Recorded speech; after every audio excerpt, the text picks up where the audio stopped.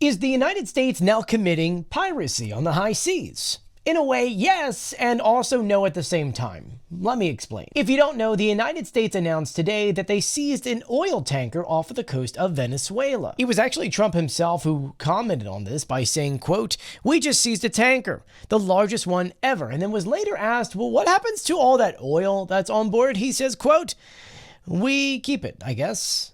But still, yes, the United States did steal another vessel, but is it piracy?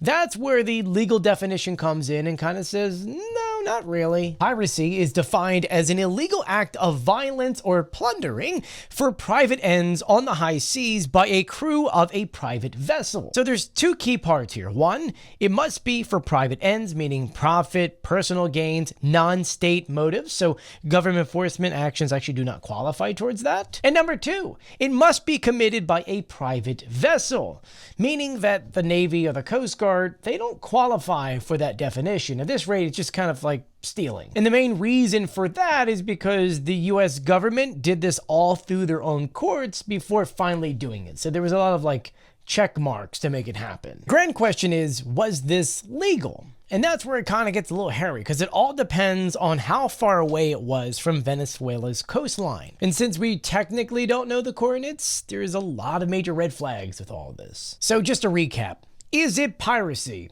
Technically, no.